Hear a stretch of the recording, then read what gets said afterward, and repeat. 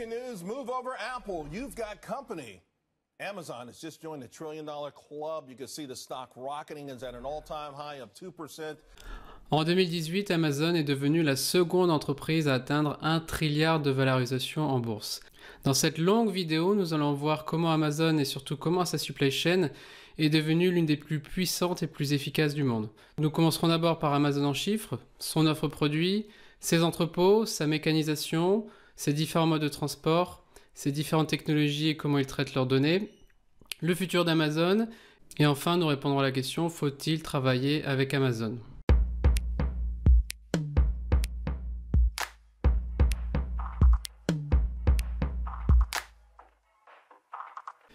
Le charismatique fondateur Jeff Bezos a pour ambition de devenir l'entreprise la plus customer-centric au monde, c'est-à-dire l'entreprise la plus concentrée sur la satisfaction de ses clients, avec deux principales missions, vendre absolument tout, partout dans le monde. Anything you want on Earth, you're going to get from us. Anything you want on Earth, you're going to get from us. That's where we're headed. Et donc en termes de clients et services, aujourd'hui Amazon s'adresse au grand public avec ses fameuses plateformes Amazon.com, ses livres, ses applications, ses films et ses produits frais. Amazon travaille aussi avec de très nombreux partenaires via sa marketplace et ce que l'on appelle les Fulfillment by Amazon, donc FBA. Amazon travaille aussi avec des créateurs de contenu où ils dépensent des milliards de dollars pour créer des nouveaux films et séries. Et enfin, Amazon propose des services aux entreprises, notamment dans le cloud et le machine learning dont nous reparlerons. Donc il est important aussi de revenir sur le cercle vertueux d'Amazon dessiné par Jeff Bezos sur un coin de table au moment de la création. Donc son but, encore une fois, c'est de vendre un maximum de produits qui va augmenter la satisfaction client, car vous trouverez tous vos produits sur la plateforme, qui va donc augmenter le trafic, car vous aurez vos clients satisfaits. Comme vous aurez beaucoup de trafic, vous allez attirer des nouveaux vendeurs qui vont ajouter leurs produits, ce qui va augmenter la sélection produits sur votre site. Ceci va alimenter donc les volumes, les quantités, qui vont réduire les coûts de structure, surtout en logistique, ce qui va forcément réduire les prix et qui va donc permettre de réduire les prix pour les clients finaux et donc de continuer à grossir, d'augmenter le trafic, d'augmenter le nombre de vendeurs, d'augmenter le nombre de produits. Et donc c'est vraiment ce cercle vertueux que vous allez retrouver dans tous les services et tous les produits. Au lieu de faire du profit, Amazon se concentre vraiment pour continuer à grossir et continuer à investir. Un bon exemple de ce cercle vertueux, c'est le fameux Amazon Prime, où en fait vous payez un abonnement de 50 € en France ou 120 $ aux États-Unis. Et en fait vous avez accès à des livraisons illimitées en moins de 48 heures sur tous les produits d'Amazon. Et en plus de ça, vous avez accès à des films, des movies et des millions de livres sur les plateformes Kindle. Donc sur le court terme, ça ne paraît pas rentable, mais sur le long terme, on s'est rendu compte que les clients Amazon Prime dépensent 3 fois plus que les clients normaux. Et donc grâce à ces volumes supplémentaires, Amazon a pu continuer à grossir, continuer à proposer plus de services et surtout réduire ses coûts logistiques dont nous allons reparler. Amazon en chiffres rapidement, aujourd'hui 178 milliards de dollars avec une progression de 42 milliards juste en 2017. Donc c'est ce que le chiffre d'affaires que représente par exemple Carrefour en France ou les magasins Leclerc. Un bénéfice seulement de 3 milliards car Amazon investit en fait tous ses profits dans la croissance avec notamment l'ouverture de 50 à 100 entrepôts par an. Oui, c'est beaucoup. Par trimestre, on le voit, une forte croissance qui continue et on voit aussi une forte saisonnalité à Noël. Donc c'est encore une fois un défi en logistique, mais aussi une opportunité de louer ses services et ses capacités d'entrepôt en dehors des pics de Noël. Aux États-Unis, Amazon représente près de 50% du e-commerce en ligne, donc ce qui est considérable. Et vous voyez qu'il n'y a pas vraiment de concurrence. eBay est second avec 6,6 et Walmart, qui est le premier distributeur mondial, n'est qu'à 3,7. Et l'une des principales stratégies d'Amazon est de continuer à attaquer Walmart sur son terrain en ouvrant maintenant des magasins physiques. Nous reparlerons de Walmart dans une prochaine vidéo. Par pays, on voit qu'Amazon est encore très dépendant des États-Unis avec près de 2 tiers de ses ventes. Vous avez ensuite l'Allemagne, le Japon et l'Angleterre. Ce qui est important, c'est que Amazon continue à consolider ses positions dominantes en investissant massivement en Europe et aux États-Unis. Et l'un de ses principaux défis sera aussi de réussir en Chine où il ne représente que 4% du marché aujourd'hui. Par segment, on voit aussi qu'Amazon s'est fortement diversifié, notamment avec le Amazon FBA qui permet d'autres revendeurs de vendre sur la plateforme, les services informatiques avec AWS, Amazon Web Services, et vous voyez donc la partie abonnement, donc tout ce qui est musique, film et Prime, Et enfin, la partie retail, donc magasin physique, avec l'acquisition d'un groupe qui s'appelle Whole Foods Market en 2017. Et cette partie magasin retail physique va fortement augmenter ces prochaines années. Le nombre d'employés a aussi fortement augmenté, 613 000 aujourd'hui et plus de 200 000 recrutements juste en 2017. Donc ça va être d'ailleurs un des principaux challenges et Amazon compte bien utiliser la mécanisation pour répondre à ce défi. En termes d'acquisition, vous voyez qu'Amazon a très tôt investi dans les technologies comme Alexa ou Audible. Amazon a aussi racheté quelques concurrents comme Zappos qui était le numéro 1 des chaussures en ligne comme Zalando en Europe. Kiva Systems qui sont les robots dont nous reparlerons, les robots logistiques. Et enfin, Amazon a racheté la grande chaîne de produits frais Whole Foods Market aux États-Unis pour près de 14 milliards de dollars, ce qui remonte ses ambitions dans la distribution physique. Dernier chiffre intéressant, vous voyez que Netflix a dépensé 6 milliards dans les créations de séries et films en 2017, alors qu'Amazon est très proche avec 4,5 milliards. Donc vous voyez qu'Amazon essaie vraiment de se diversifier et de vendre tout à n'importe qui. Aux États-Unis, les Américains peuvent commander plus de 560 millions de produits sur la plateforme Amazon.com, donc ce qui est un chiffre considérable.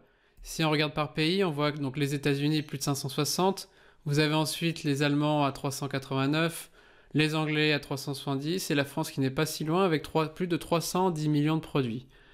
En termes de catégories, vous pouvez voir qu'Amazon propose des centaines de millions de vêtements, chaussures et bijoux. Vous avez ensuite la maison et la cuisine, plus de 50 millions de livres, l'électronique, le sport, etc., etc.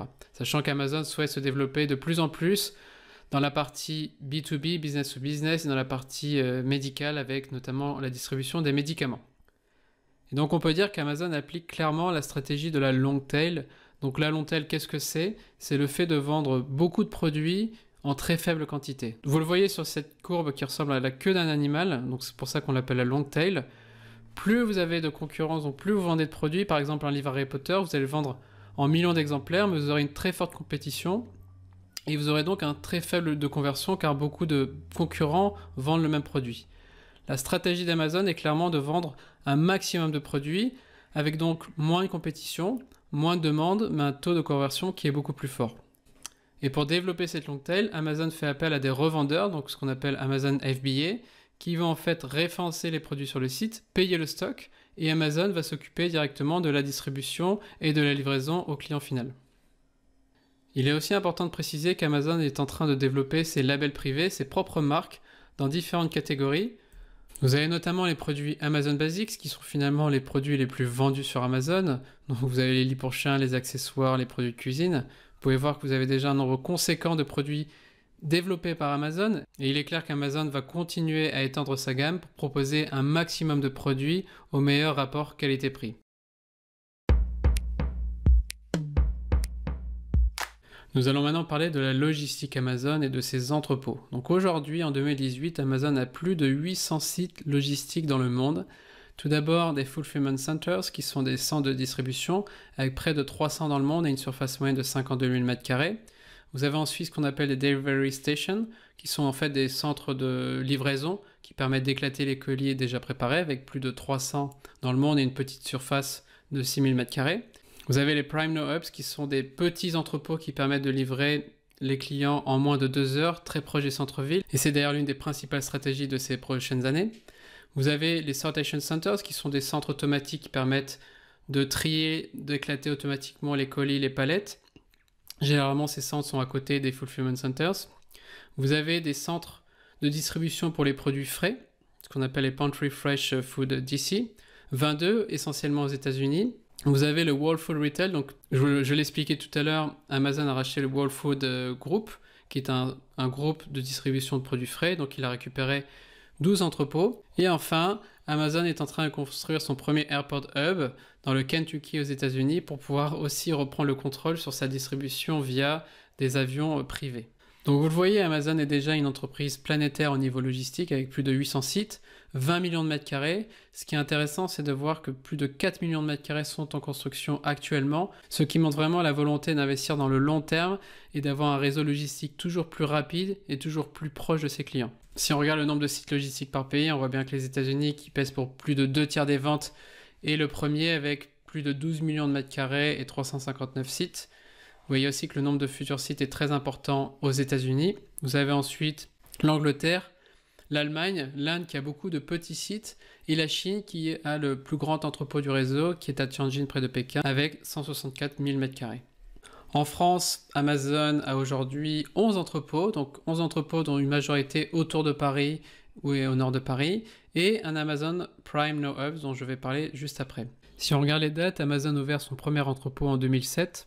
Au début, cet entrepôt s'occupait de tout type d'articles. Le deuxième a ouvert en Rhône-Alpes en 2010 et vous voyez une succession d'ouvertures d'entrepôts qui suit probablement la croissance du chiffre d'affaires et aussi une spécialisation des entrepôts par type de produits. Donc aujourd'hui, vous avez certains entrepôts qui s'occupent uniquement de produits triables, certains entrepôts s'occupent de nourriture, un entrepôt s'occupe de produits dangereux.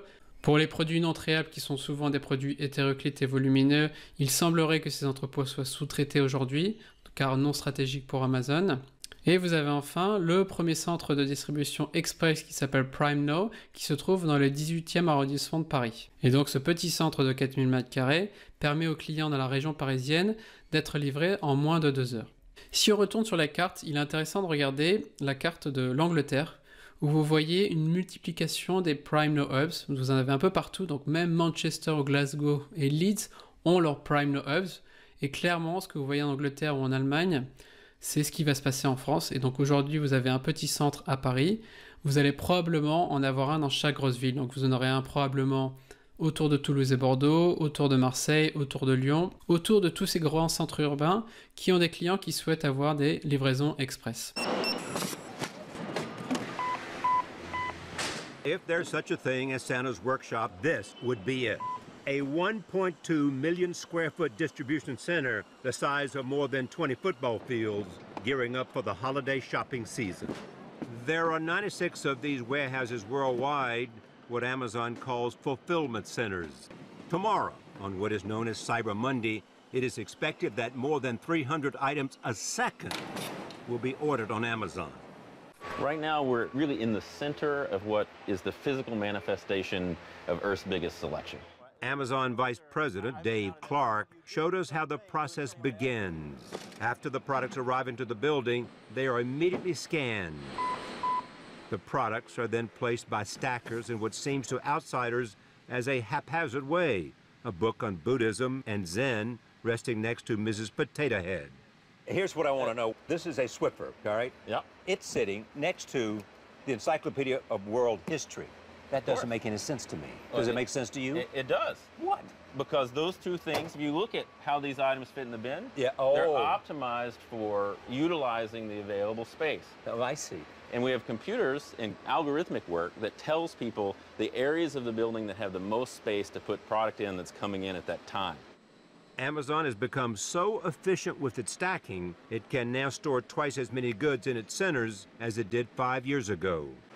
Once your order's placed, a so-called pick ambassador walks the aisles, plucking and scanning your items before placing them in bins. Those bins eventually wind up in front of a packer who knows exactly how big of a box to use based on the weight and amount of items. Your address is slapped onto the box and then a picture is taken of your address label. Gadgets known as shoes sort and divert the boxes to the appropriate spiral chute based on the postal code. This accelerates the delivery process. The boxes are then loaded onto awaiting trucks, which are assigned to particular regions, Raleigh, North Carolina in this case. En termes d'organisation à l'intérieur de l'entrepôt, on peut considérer qu'Amazon a plutôt une organisation classique. Amazon, vous l'avez vu dans la vidéo juste avant, est très mécanisé dans tous les flux amont et aval, mais reste encore avec des opérations très manuelles sur la partie picking et préparation de commandes. La grande force d'Amazon, c'est d'utiliser les informations pour optimiser son stockage. Donc ce que la personne expliquait, c'est que l'algorithme permet à la fois d'optimiser la vitesse du picking, l'espace occupé et le fait que les produits soient stockés de manière extrêmement différente les uns à côté des autres pour optimiser la qualité du picking faite par les personnes en entrepôt. Dans un entrepôt Amazon, on retrouve 5 zones de stockage classiques. On retrouve d'abord la partie Library Prime avec toute la partie livres et magazines. On retrouve ensuite la zone Pallet Prime avec uniquement des pickings au carton complet sur de la forte demande 20-80, donc toujours une logique classification ABC. Vous avez ensuite la Case Flow Prime qui sont des pickings moins d'un carton complet, toujours en 20-80. Vous avez une zone volumineux hétéroclite, toujours avec une zone ABC. Et vous avez enfin une zone petit article faible vente qui représente une grande majorité de la surface et des produits d'Amazon avec cette stratégie toujours long tail. Et donc pour réduire ses coûts et ses délais de livraison, Amazon investit massivement dans la mécanisation de ses entrepôts avec des convoyeurs des plateformes de tri. Je l'ai mentionné tout à l'heure, Amazon a racheté Kiva Systems qui est une société de robots qui a ensuite été renommée Amazon Robotics. Aujourd'hui, Amazon possède 45 000 robots en 2017, sachant qu'ils en avaient 15 000 en 2015. La première génération de robots amène les produits aux personnes pour qu'ensuite ces personnes puissent réaliser le picking. Clairement, l'objectif est d'avoir des robots capables de réaliser le picking directement. Donc on parle de seconde génération. Et Amazon, encore une fois, investit massivement pour pouvoir limiter le nombre d'employés dans ses entrepôts et continuer à grossir. On le voit sur ce graphe, le nombre d'employés a explosé chez Amazon. Et Amazon a clairement pour ambition d'avoir plus de 2 millions de robots en 2020, ce qui est demain matin. Il est aussi important de revenir sur Amazon FBA. Donc Amazon FBA, c'est quoi? C'est Fulfillment by Amazon, expédié par Amazon en français. Concrètement, vous envoyez vos produits Amazon, Amazon stocke vos produits, les clients achètent vos produits sur le site Amazon, Amazon prépare les commandes, les emballe et Amazon expédie. Donc concrètement, Amazon s'occupe de tout.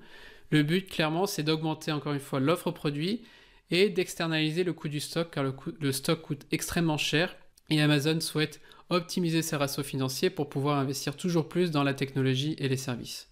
Aujourd'hui, FBA représente plus de 53% des ventes et cela permet toujours à Amazon d'être toujours plus gros et toujours plus rentable. Un autre exemple intéressant, vous pouvez aujourd'hui demander à Amazon d'imprimer vos livres. Donc vous n'avez pas besoin de stocker, Amazon va imprimer à la demande, ce qui est parfait en termes de gestion de stock. En termes de transport et livraison, Amazon travaille aujourd'hui avec énormément de sous-traitants. Pour le moment, vous allez voir qu'ils sont en train de développer leurs propres services. Leur objectif est de livrer 50% des commandes en avance. Donc, je connais très peu d'entreprises qui ont pour objectif de dépasser leurs objectifs en permanence. Et Amazon propose 4 types de livraison. La première est le dropshipping. Donc, c'est une livraison qui est faite directement par le fournisseur car le produit ne se trouve pas dans les entrepôts Amazon. Sachant que cette livraison n'est clairement pas mise en avant par Amazon et les produits ne sont pas mis en avant sur le site car Amazon ne maîtrise pas l'expérience client. Et donc ne veut pas avoir des clients qui sont livrés en 15, 20 ou 30 jours. Ensuite, vous avez la livraison, ce qu'on appelle classique ou lente, la livraison gratuite, qui généralement est faite dans les 3 à 5 jours.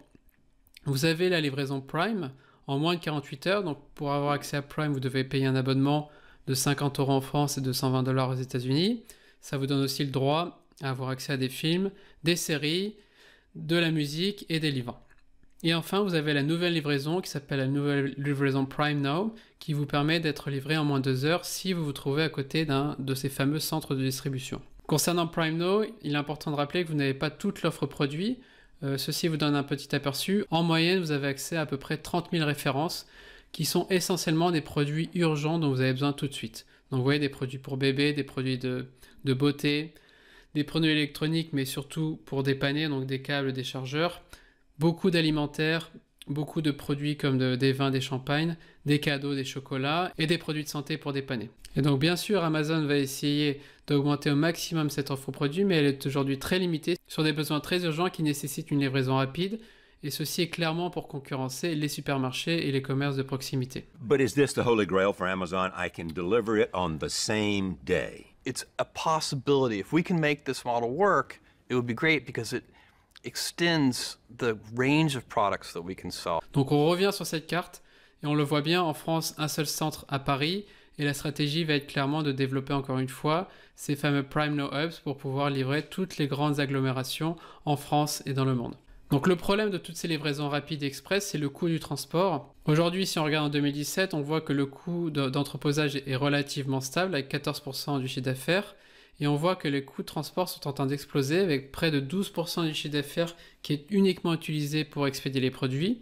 Et donc pour faire face à ça, Amazon a différentes stratégies pour commencer à internaliser et optimiser ses coûts. Une première qui est intéressante, c'est Amazon Prime Air. Donc Amazon Prime Air, concrètement, Amazon est en train de construire sa flotte d'avions privés pour pouvoir livrer toutes ses commandes express, mais aussi pour toutes les commandes en amont pour les fournisseurs. Donc aujourd'hui, Amazon a environ 40 appareils Et l'objectif, ça va être clairement de développer son propre réseau de livraison aérien. En parallèle, je vous l'ai expliqué, Amazon a investi près de 1,5 milliard de dollars pour acheter un hub aérien dans le Kentucky. Donc aujourd'hui, vous voyez, Amazon a 40 avions, UPS 240 et FedEx 370. Et je ne serais vraiment pas surpris d'ici 5 ou 10 ans qu'Amazon soit le numéro 1 mondial du transport express par avion. Donc l'un des principaux coûts de transport, c'est ce qu'on appelle le dernier kilomètre. C'est ce qui coûte le plus cher en logistique, c'est vraiment les derniers kilomètres avant de livrer le client final. Et donc Amazon est en train de développer sa propre flotte d'entrepreneurs. Donc par exemple, ils ont investi dans l'acquisition de 20 000 camions Mercedes qu'ils vont ensuite revendre sous forme de crédit à des petits entrepreneurs qui vont s'occuper des livraisons pour Amazon. Et donc ils ont aussi créé un programme qui s'appelle Amazon Flex Kit, qui est un peu le Uber de la livraison de colis. Vous avez une application et vous allez aller à l'entrepôt, chercher vos colis et les livrer à des clients finaux. Toujours dans un but d'optimiser, de rendre cette livraison du dernier kilomètre la moins chère possible. Vous avez bien sûr aussi les fameux drones Amazon, donc c'était un très bon coup de communication. Ça reste encore compliqué aujourd'hui à cause des zones urbaines. Le but de ces drones, c'est de pouvoir faire des livraisons en moins de 30 minutes dans un rayon de 16 km autour d'un centre de distribution. Ça va être très compliqué en termes de régulation, mais Amazon est en train de faire énormément de lobby et travaille sur énormément de projets pour pouvoir automatiser au maximum ces livraisons du fameux dernier kilomètre. Vous avez aussi le Amazon Key. L'un des principaux problèmes d'une livraison est que vous n'êtes pas là pendant la journée. Et donc le problème, c'est que les camions n'ont généralement pas le droit de circuler le soir. Et donc Amazon est en train de développer un nouveau service qui s'appelle Amazon Key, où en fait vous venez changer votre serrure et le livreur va pouvoir ouvrir la porte pour pouvoir récupérer le produit, tout ça en étant filmé pour ne pas venir piquer des choses dans votre maison. Encore un service révolutionnaire qui pourrait demain, encore une fois, optimiser les coûts et simplifier votre vie. Pour terminer sur la partie transport, il est intéressant de regarder un brevet qui a été déposé par Amazon. Donc il est un peu compliqué, vous voyez une sorte de montgolfière. Amazon l'a illustré de manière très efficace. Vous voyez en fait une sorte de montgolfière avec un entrepôt flottant qui vous permettrait en fait d'avoir des livraisons express par des drones qui sortiraient de ce fameux entrepôt flottant. Et donc vous voyez toute l'ambition et toute la créativité que peut avoir Amazon. Ce sont des solutions que peut-être personne n'avait imaginées avant. Et Amazon cherche encore une fois à livrer toujours plus rapidement au meilleur coût. Troisième pilier stratégique de la supply chain d'Amazon, ce sont ses technologies. Jeff Bezos a été l'un des premiers à comprendre l'importance des données, l'importance de collecter les données grâce à ces technologies. Et donc Amazon a toujours eu pour stratégie de développer ses solutions en interne, essentiellement à base de produits open source, puis de rendre ces produits accessibles au grand public à des prix imbattables, qui lui a permis de réinvestir dans plus de technologies, plus de services et plus d'expérience pour le client. En termes de supply chain, il est très important de noter que Amazon consolide toutes ces données dans une énorme base de données. Donc en fait, toutes ces informations sont accessibles, ce qui lui permet d'optimiser au maximum toute sa supply chain, sa logistique, son transport et ses coûts. Donc si vous regardez aujourd'hui le nombre de services proposés par Amazon, ils sont considérables. Vous en avez dans le calcul, le réseau, l'analytique, le développement, la sécurité, le stockage de données, des applications diverses, le mobile, etc., etc. Vous avez aussi l'IoT avec les objets connectés. Je voudrais surtout revenir sur la partie machine learning, où Amazon a très fortement développé ses services et souhaite devenir vraiment le précurseur dans ce domaine. Amazon Machine Learning is a service that allows you to quickly and easily build smart applications that can perform important functions like fraud detection, demand forecasting, predictive customer support, and click prediction. Amazon Machine Learning uses powerful algorithms to create machine learning models by finding patterns in your existing data and using these patterns to make predictions from new data as it becomes available. With Amazon Machine Learning, you can create models from large data sets, generate billions of predictions, and serve these predictions in real time and at high throughput. There's no upfront cost, and you pay as you go, so you can start small and scale as your application grows. Donc on vient de le voir, le machine learning est un outil formidable qui va surtout en supply chain vous permettre d'optimiser vos prévisions, vos flux, vos coûts. Et ce qui est intéressant, c'est qu'Amazon est en train de rendre accessible à tout le monde cette technologie. Et donc vous voyez, de très grandes entreprises aujourd'hui utilisent à la fois le stockage et les services, mais aussi le machine learning pour pouvoir développer leur supply chain. Ce qui est important de noter, c'est que pour pouvoir utiliser ce fameux machine learning, il faut avoir ces données propres dans les bases de données Amazon. Et donc c'est bien ce que compte faire Amazon, c'est inciter les entreprises à migrer vers ces fameux cloud et stockage en ligne pour ensuite leur permettre de proposer plus de services. Et j'ai envie de dire, le principal problème des entreprises aujourd'hui, c'est que vous ne pouvez pas le faire car vous n'avez pas des données propres, vous travaillez encore trop sur Excel et vous avez des données qui ne sont pas propres, pas structurées et pas connectées entre elles. Donc avant de rêver de machine learning, il est très important d'avoir des données propres et structurées pour pouvoir ensuite rajouter de l'intelligence. Nous reparlerons de comment démarrer simplement en machine learning dans des prochaines vidéos. Restez abonnés à notre chaîne. Le futur d'Amazon, il est finalement assez prévisible. On sait qu'Amazon aura plus de produits, plus de services dans plus de pays. Et Amazon sera capable de livrer encore plus rapidement, de façon encore plus simple. Amazon utilisera encore plus de données, sera de plus en plus omnicanal avec une présence de plus en plus physique près des grandes villes mais aussi près des petites villes. Amazon sera aussi de plus en plus puissant et pourra imposer ses nouveaux standards, ses nouveaux outils et ses nouveaux services, mais peut-être aussi ses nouvelles lois. Et Amazon, en tout cas je l'espère, continuera à réduire encore une fois le coût de ses produits et le coût de ses services. Pour résumer la supply chain Amazon en commençant par ses forces, on peut dire qu'Amazon a une vision long terme et no limit.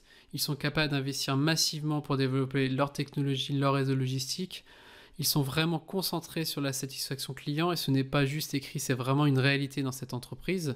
Leur réseau de logistique est de plus en plus puissant et ils deviennent de plus en plus indépendants. Il est probable qu'à l'avenir, ils seront encore moins dépendants de tous ces sous-traitants logistiques.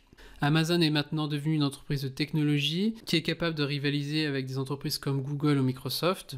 Ses volumes lui permettent d'écraser ses prix. Son monopole lui permet un peu d'imposer sa loi. Son goût du risque lui permet encore de continuer à innover malgré 600 000 employés. Et enfin, Jeff Bezos, son charismatique fondateur, qui a compris très rapidement que la supply chain pouvait être un formidable atout pour conquérir le monde et livrer toujours mieux ses clients.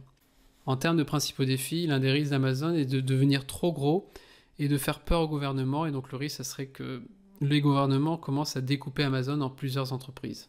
Deuxième défi, c'est que le fait qu'Amazon est encore peu implanté en Chine et n'arrive pas à se développer fortement en Chine, notamment à cause de son principal concurrent Alibaba. Nous ferons d'ailleurs une vidéo à ce sujet si vous nous suivez. Et donc il sera important de se développer dans ce premier marché mondial.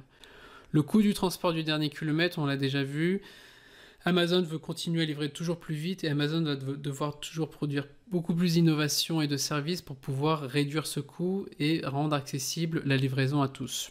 Son nombre d'employés, 600 000 aujourd'hui, 1 million bientôt. Bien sûr, Amazon investit dans la mécanisation, mais le process est encore aujourd'hui très manuel en logistique et ce sera un vrai défi de pouvoir gérer des millions de personnes avec des exigences clients toujours plus fortes.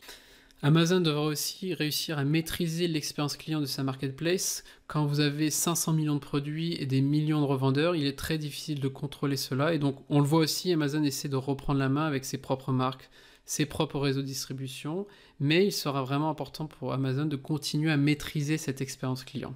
Et on le sait bien, trop de choix tue le choix, et ce sera un vrai défi Amazon de proposer automatiquement les meilleurs produits à chaque client.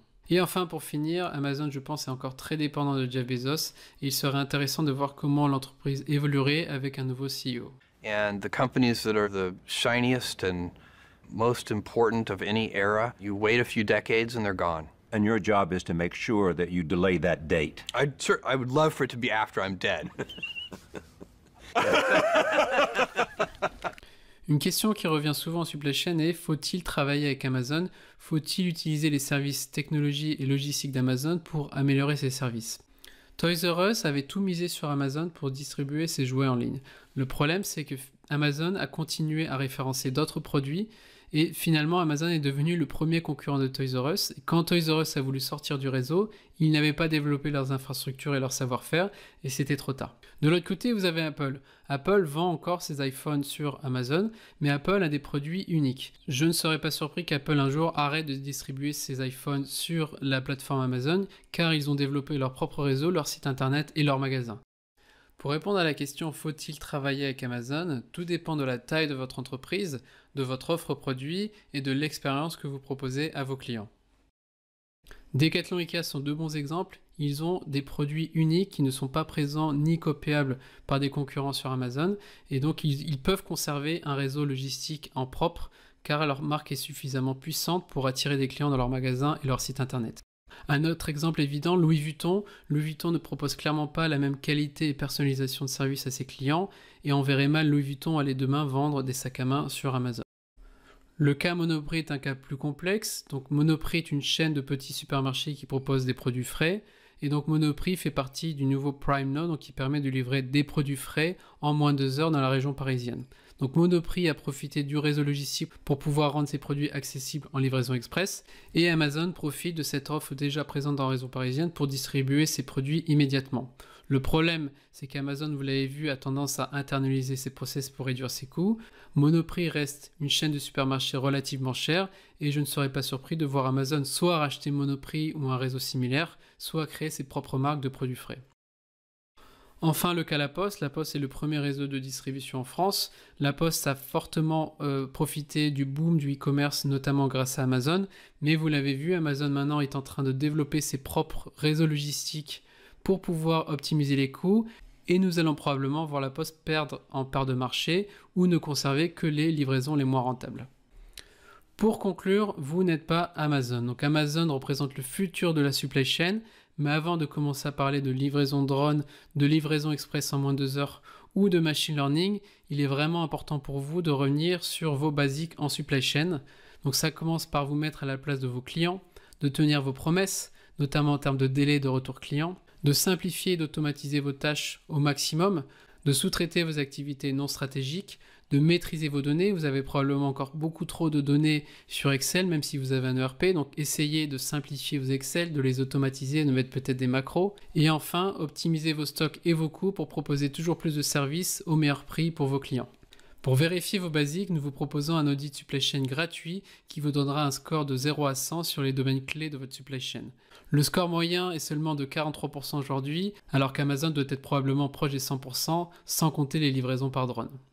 Voilà, j'espère que cette vidéo vous a plu. Si vous souhaitez aller plus loin, je vous conseille de lire le livre Amazon, la boutique à tout vendre de Brad Stone.